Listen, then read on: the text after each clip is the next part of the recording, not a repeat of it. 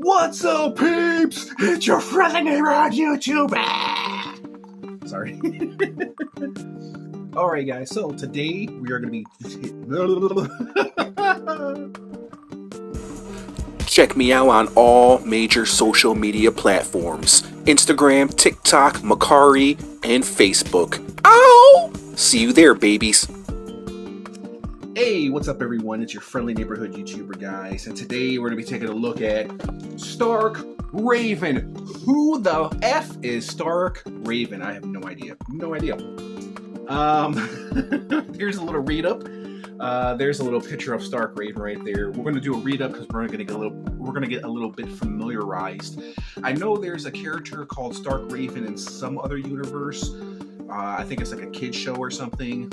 This is the original. This came out in 2000. It is a giant figure.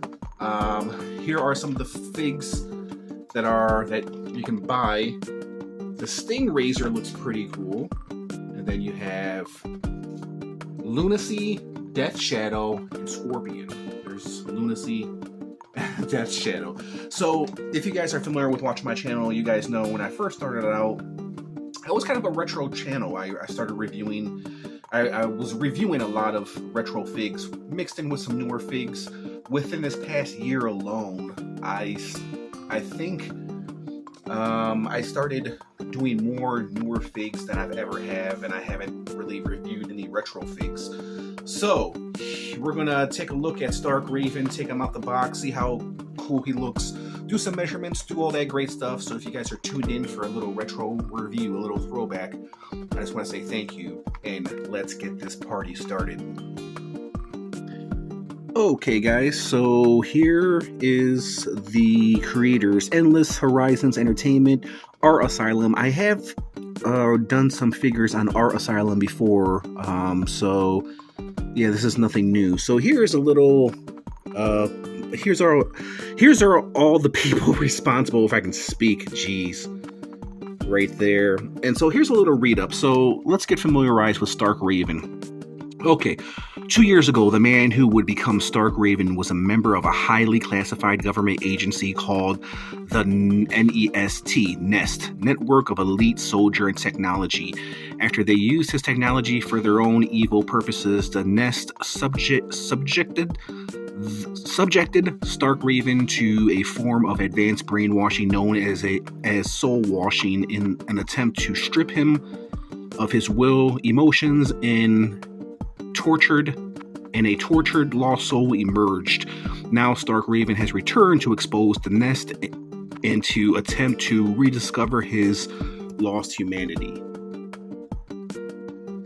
There's some artwork of Stark Raven. If you guys are familiar, let me know. All right. There's the package, some artwork in the back right there behind the plastic. Looks really, really dope.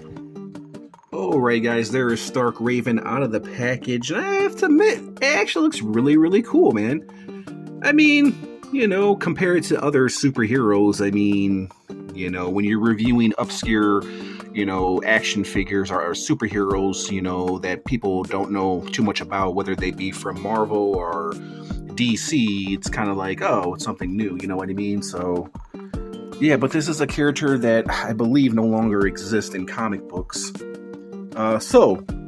If you're looking, he does come with some, I don't know what these are called, like Billy Club nunchucks right there, and then he comes with like one of these hammers, and then he does have a couple of these hammers too right here, which I'm guessing plugs in and makes a long one. And of course, he has the wings right here, which needs to be attached. And he has the back piece right there, which the wings attached into. And then he has this grappling hook, or actually two of them. There's one, and then there's another one. So let's put them all together and let's see how he looks. Okay, guys, there's Stark Raven with the wings. It took me a minute to attach these damn wings, but once you get them attached, they actually look really, really good, man. This figure actually looks really, really good, being that it's over 20 years old.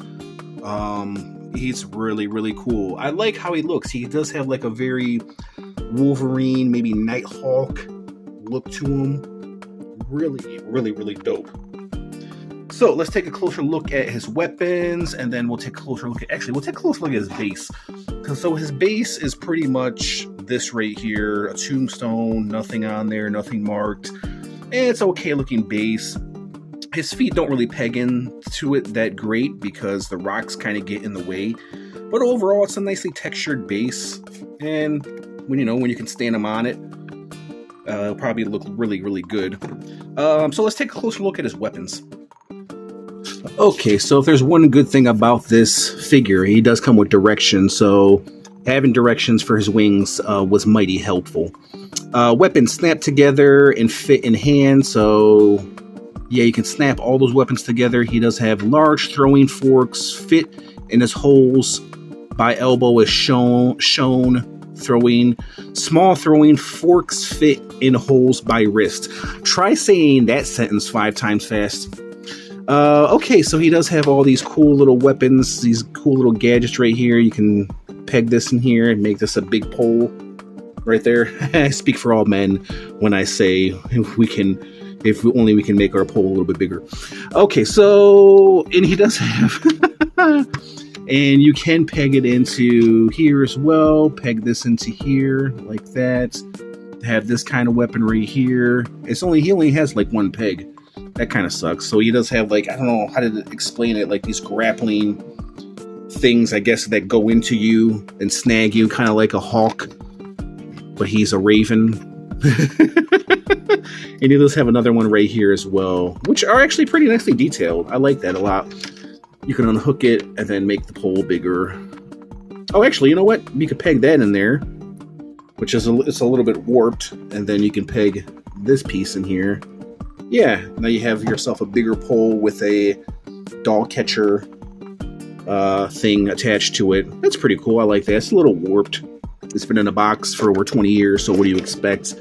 So let's take a closer look at Raven's... I was going to say Ravenspawn. Stark Raven. Ravenspawn. Yeah, very cool. Let's check out his articulation real quick. So he does have bend at the elbow. His arms do not go out. No, his arms do not go out. They do have a bend right here. He does have a waist swivel. His legs do kick out that much. He does have a knee bend. And he does actually have ankle articulation. And that's about it. That's pretty cool, especially for the time. Man, he's really dope looking. I mean, for a figure that's over 20 years old, he's actually not that bad. Go in and we'll take a closer look. There's his face right there. And we'll do some measurements in a moment as well. But actually, it's a very nicely detailed figure. So obviously, you can see some comparisons right here. Here he is with Overkill right there. If you guys like big figs like I do, then you'll probably like him. So let's do a quick measurement. Stark Raven stands just a little under 10 inches tall. To do another quick comparison with another retro, somewhat of a retro fig, my bootleg pit figure right there. So yeah, he's a pretty big guy. Let's measure his wingspan, and then we'll call it a night, guys. And if you tuned in for this little retro review, I just want to say thank you, bro. So his wingspan is about 13 inches. I like him. I like him a lot. Let's put him back on the turntable and I'll give you my final thoughts. Okay, guys, I was able to get him up on the stand right there. So it takes a little bit of maneuvering, but he's up there. So overall, I mean, it's a pretty cool figure for its time. I'm sure it was a pretty cool character for its time. Why it didn't succeed, I have no idea. You know, sometimes, characters, they just don't succeed even when it seems like you have a good idea. But I think having, Shadowhawk and Nighthawk, then having Wolverine and all these figures that look very similar, it's very hard to stand out. And maybe it's the storyline. People didn't care too much for the storyline. Maybe it was a bad written comic book. But, it is what it is. And overall, for the time, I'd have to give this like a solid 7 out of 10, being that it's over 20 years old and actually stands the test of time. It's actually a really, really decent figure. I like it a lot. All right, guys, if you tuned in for this little retro review, I just want to say thank you, and I'll catch you in the next review. Peace out.